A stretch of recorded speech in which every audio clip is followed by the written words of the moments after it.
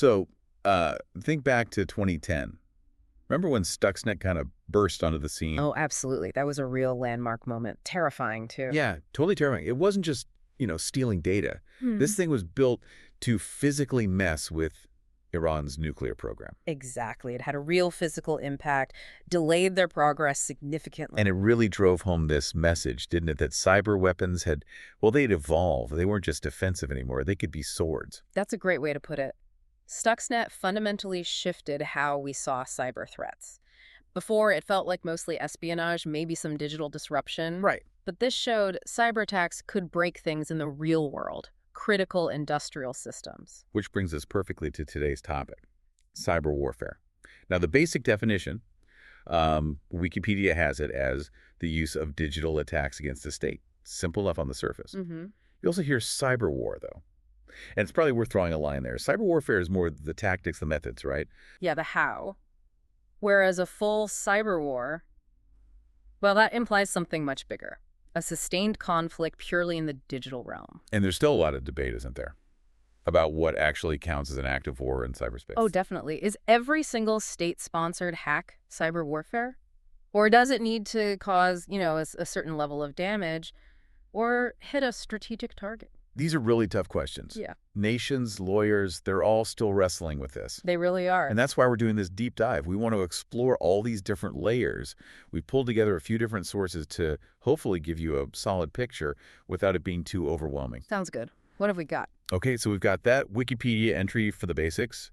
Then a really interesting report from the CCDCOE, that's NATO's cyber defense hub, focusing on dark web risks for the military. Ah, okay. CCDCOE stuff is usually pretty solid. Yeah. The Alexander Klemberg's book, The Darkening Web for a More Strategic View, an article from InfoSecurity Europe looking at recent nation-state attack trends. Oh, that'll be current. Great. Good. And finally, a definition from TechTarget to help us get our heads around cyber attribution, because figuring out who did it is, well, tricky. Understatement of the year. Yeah. So our mission here is to basically pull out the key stuff from all these sources, help you understand the threats, the why behind them, and this whole attribution puzzle, all in a way that, makes sense. Great. Let's do it. Where do we start? Okay, let's start by maybe clarifying the landscape a bit. That CCDCOE report does a really good job sorting out the difference between the deep web, darknet, and dark web. People mix these up all the time. They really do. And they're quite distinct, aren't they? Yeah. So the deep web, the report says, is basically just the chunk of the internet that search engines like Google don't index. Right. Think databases, your online banking, private company intranets, pages behind logins. It's huge, much bigger than the surface web we usually browse. Exactly. It's not inherently shady. It's just not public-facing. Like your email inbox is deep web. Then you have the darknet. Now, the CCDCOE uses a kind of technical, maybe historical definition here. Yeah, it's about IP address space, specifically routable IP addresses that just aren't being used. Right. So if you see traffic trying to go to these unused addresses, it's usually suspicious. Worm scanning, things like that. It's different from, say, private IPs within a company network, which shouldn't be routed on the public internet anyway. Correct. And then finally, the dark web. The one everyone's heard of. Pretty much. This is the bit that's intentionally hidden. You need special software, like Tor, to even get there. It's built for anonymity. Okay, so that clears up the where. Now, what about the what? What kinds of threats are we actually talking about in cyber warfare? Wikipedia gives a few categories. First up, espionage. The classic digital spying, stealing secrets, government plans, intellectual property, you name it. It's a constant background noise in international relations now. It's like it. Then there's sabotage. This is more about disruption or actual damage, right? Yeah, exactly. This ranges from things like denial of service or DDoS attacks. Like overwhelming a website so nobody can use it. Precisely. Flooding the gates. But it can also be much more serious attacks targeting critical infrastructure. Power grids, water systems. That's the really scary stuff, Stuxnet territory. It is. And Wikipedia mentions the U.S. government has openly said the power grid is vulnerable. There have been reports, concerning ones, of foreign actors probing these systems. Yikes. Okay, what else? Propaganda. Using the internet to manipulate information, shape public opinion, sow discord, hugely relevant today. You can say that again. The speed information or disinformation travels online is just incredible. And we'll touch on this later, but AI is making these campaigns even more potent. Right. Wikipedia also lists economic disruption attacking financial systems, stealing IP for commercial gain. Yeah, hitting a nation's economy can be just as effective, sometimes more so than a military strike. And finally, surprise cyber attacks, the ones that come out of nowhere using unknown vulnerabilities. 0 days, as they're often called, exploiting flaws nobody knew existed. That element of surprise is key in cyber conflict. Maximize impact before anyone can react. So, quite a range of threats. Who's actually doing this stuff? And why? Wikipedia breaks down motivations too. Military seems obvious. Gain an edge in a conflict, gather intelligence on adversaries, prepare the battlefield, so to speak. But also civil motivations. What does that cover? Targeting the core infrastructure of society, internet backbones, ISPs, financial systems, telecommunications, things civilians rely on every day. Disrupting those causes chaos. Okay. Then there's hacktivism. Right.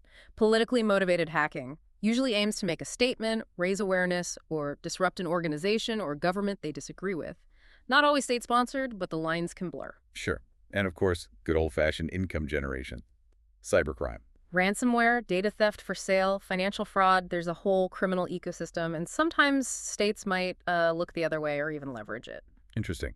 Then private sector interests, companies defending themselves, maybe even developing their own capabilities. It's a bit murky. It is. And finally, nonprofit research groups play a big role in tracking threats and figuring out what's going on. One key point from Wikipedia that stood out to me was how decentralized this all is. It's not just big states with massive budgets. Absolutely. Small groups of really skilled malware developers can have a huge impact, partly because attack tools and exploits get shared or sold, like a digital arms market. A cyber arms proliferation, yeah. That's a concerning thought. So let's look at some specific examples the Wikipedia article mentions. Nations involved, starting in Asia. China comes up. Operation Shady RIT, this long campaign hitting governments, defense contractors, and that massive Marriott hotel hack in 2018. Right, millions of records, suspected to be intelligence gathering by the MSS, their state security. Yeah, collecting huge amounts of personal data, useful for all sorts of things. Then India and Pakistan seems like there's a history of cyber skirmishes there. Yeah. Website defacements, attacks on government sites, groups like the Indian Cyber Army or Pakistan Cyber Army. It reflects the real-world tensions spilling over into cyberspace, tit-for-tat attacks. And that patchwork attack in 2016, believed to be from India targeting Southeast Asia. Likely intelligence gathering related to the South China Sea disputes and regional politics. Again, cyber as a tool of statecraft. Moving over to Europe, Estonia, 2007. That was a big one. Huge. Widespread denial of service attacks, crippled government sites, banks, widely attributed to Russia, though they denied it, happened after a political row over a Soviet statue. Showed how vulnerable even a digitally advanced country could be.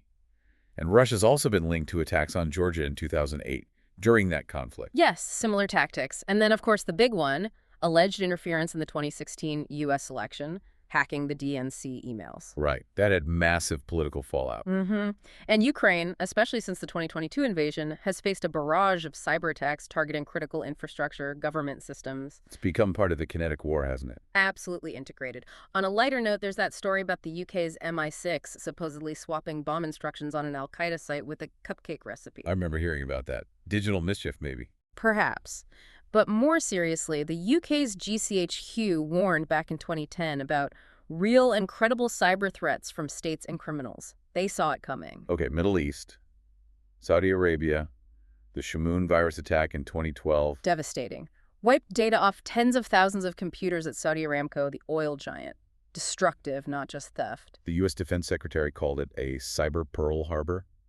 That's strong language. It really highlighted the potential for destructive attacks. Elsewhere, Qatar faced allegations of hacking individuals, and the UAE had Project Raven. Using former U.S. intel operatives to spy on dissidents with a tool called Karma. That's what came out, yeah. Shows the global market for these kinds of skills and tools. Finally, North America. The U.S. isn't just a player, it's a target too. Reports of Chinese and Russian probing of the U.S. electrical grid way back in 2009. Led to a lot of concern, discussions about things like that kill switch bill, the idea of giving the government emergency powers over the internet in a crisis. Controversial, I bet. Very. But it showed the level of worry about catastrophic attacks, and we also learned more about U.S. capabilities through things like the WikiLeaks Vault 7 release about the CIA. Right. So Everyone's involved, it seems. Now, that InfoSecurity Europe article you mentioned, looking at current trends, what are they seeing? Okay, 5 key trends they highlighted. First, a shift. It's not just about espionage anymore. There's more focus on the potential for disrupting critical services, actually breaking things or shutting them down.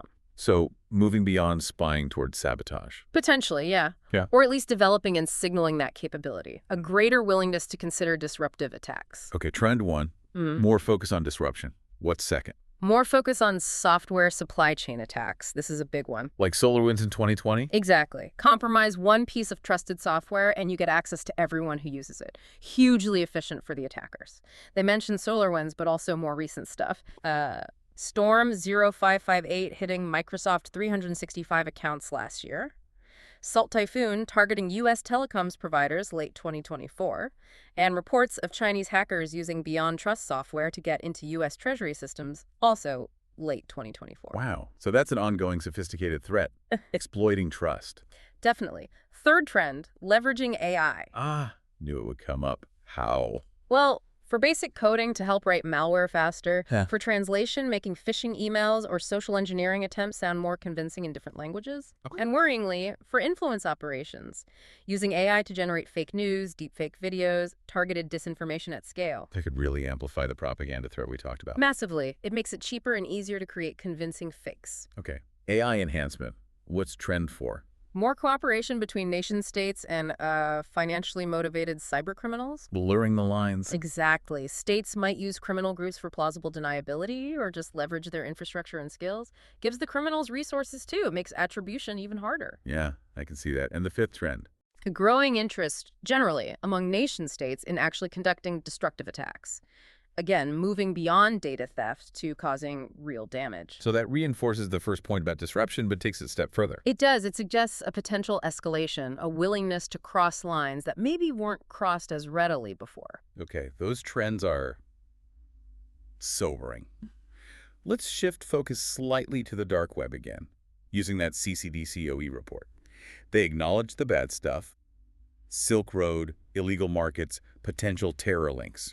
Yeah, the report doesn't shy away from the fact that illicit trade happens there. Drugs, weapons, stolen data, child exploitation material, unfortunately. But, and this was interesting, they argued the bigger risk to military operations actually comes from the surface web and the deep web. That's their core argument. Why? Because the sheer volume of breached data available on the regular internet or stolen from databases in the deep web is vastly larger than what's typically traded on the dark web. So more data, easier to access, easier to surveil? Exactly. Think about massive corporate data breaches, millions of personal records spilled. That info might eventually filter onto the dark web in small amounts, but the initial breach happened elsewhere. So for the military, the risk isn't necessarily secret plans being sold on tour, but maybe personnel data being exposed in a big commercial hack. That's a huge part of it. The report talks about indirect challenges, stolen credit cards, sure, but also personal identifiable information, PII, of soldiers, sailors, Air Force personnel. How is that a military risk? That PII can be gold for social engineering, spear phishing attacks targeting specific personnel, or even blackmail if sensitive personal details are exposed. Okay. Exploiting the person, not just the system. Precisely. They do mention occasionally seeing things like access to SCADA systems, industrial controls offered for sale, which is a direct threat, but it seems rare compared to the volume of personal data. Got it. And the report looks ahead, too. Something about onion services getting more secure. Yeah, version 3 onion services. They use much stronger crypto, better protocols. It makes tracking users and servers on the dark web significantly harder for intelligence agencies. So the dark web might get darker, more secure for those using it. Potentially, yes, which could mean more illegal activity happens there because it's harder to police. But the report's main point still holds, that the biggest data risk for the military comes from breaches elsewhere. That seems to be their conclusion. While the dark web might get harder to monitor, the sheer scale of data exposure on the surface and deep web means threat intelligence really needs to focus on monitoring those broader breaches for these indirect risks to personnel. Okay, that makes sense. Which leads us neatly into the whole problem of figuring out who did it. Cyber attribution. That tech target definition calls it complex, time-consuming, resource-intensive. And no guarantee of success. Yep, that sums it up pretty well. Why is it so hard? Well, the internet itself, its basic architecture, makes it easy for attackers to hide. They can bounce attacks through multiple compromised computers in different countries. Using innocent third parties as launchpads. Exactly. Plus, they use techniques like IP spoofing, faking their source address proxy servers, VPNs, all designed to muddy the waters. So technical hurdles, what else? Jurisdiction. If an attack bounces through 5 countries, which police force investigates, whose laws apply, it's a nightmare legally. And there's no global standard for how to even do attribution properly. Not really, no universal agreement. Plus, politics gets in the way. If you think an attack came from country X, but you have frosty relations with them, They might not cooperate with your investigation. they might actively obstruct it, especially if it's suspected their own government was involved. Geopolitics adds a massive layer of difficulty. So if it's so hard, what's the point? What does attribution actually try to identify beyond just a name? It's also crucial to understand the how and the why. The TTP's tactics, techniques, and procedures. What methods did they use? Why does that matter? Because knowing the TTPs helps defenders. If you see attackers using a specific technique, you can build defenses against it. It informs threat intelligence. Okay, understand the how and the why. The attacker's objectives. What were they trying to achieve? Was it espionage? Disruption? Financial gain? Political statement? Understanding motivation helps predict future actions and plan strategic responses. TechTarget mentioned analyzing metadata, like IP addresses, email headers, domain names. Yeah, investigators look at all that digital breadcrumb trail. But, and this is a big but, sophisticated attackers know this. They can fake metadata, plant false flags. Try to make it look like someone else did it. Absolutely. Relying only on metadata is risky. It can be deliberately misleading. Man, attribution sounds like detective work on steroids with smoke and mirrors thrown in. That's not a bad description, honestly. It requires deep technical skill, intelligence analysis, and sometimes a bit of luck. Okay, last big section. Preparedness and defense. How do nations and organizations protect themselves? Wikipedia mentioned the U.S. acknowledging grid vulnerabilities, Homeland Security working with industries. Right. There's definitely awareness at high levels about critical infrastructure risks. But the North American Electric Reliability Corporation, NIRC, they've warned that protection might still be inadequate. Is disconnecting the grid from the internet, as was mentioned, a realistic option? It's a drastic one, sometimes called air gapping. It provides security but comes with huge operational downsides. Managing a modern grid without internet connectivity is difficult. It's a last resort, maybe for specific critical components. And internationally, NATO set up that CCD COE in Estonia after the 2007 attacks, right? Yes, that was a direct response. It fosters cooperation, research, training on cyber defense among NATO allies and partners. Sharing knowledge is key. The U.S. DoD also updated its strategy around 2015. What were its main points? 3 core missions, basically. 1, build and maintain U.S. cyber capabilities, both offensive and defensive. 2, defend DoD networks and prevent attacks on the U.S. 3, be ready to retaliate or even preempt major cyber threats if necessary. So defense, offense, and deterrence. Pretty much. Acknowledging that cyberspace is a domain of conflict like land, sea, air, and space. And legally, are there rules for this? It's evolving. There are frameworks like the NIST cybersecurity framework in the U.S., which gives organizations guidance on managing risk. Internationally, there's the Talon Manual. What's that? It's not binding law, but it's an academic project where experts analyzed how existing international law, like the laws of war, might apply to cyber conflicts. So trying to fit cyber into existing legal boxes. Essentially, yes, but it's complicated. How does a principle like distinction or proportionality from traditional warfare apply to a cyber attack? It's still heavily debated. Okay. Wow. That's a lot to cover. So bringing it all together from this deep dive, what are the main takeaways? Well, I think first, cyber warfare is incredibly complex. It's constantly changing, lots of different actors, lots of different motivations. Yeah, not just states. Not just states. And we're seeing this worrying trend, highlighted by InfoSecurity Europe, of nation-states getting more interested in sophisticated, disruptive attacks, not just spying. The potential for real-world harm seems to be increasing. It does. And while the dark web gets the headlines, that CCDCOA report rightly points out the huge risk from broader data breaches on the regular internet, especially for indirect threats like targeting personnel. And attribution. Yeah. Figuring out whodunit remains a massive headache. Technically difficult, politically fraught. Yeah, a huge challenge. Thinking back to Stuxnet, where we started, It really feels like the landscape has just fundamentally shifted since then, doesn't it? Oh, dramatically. Cyber isn't just a defensive tool anymore. It's a core part of national power, offensive capability. It impacts global security in profound ways. Which leads us to maybe a final thought for you listening.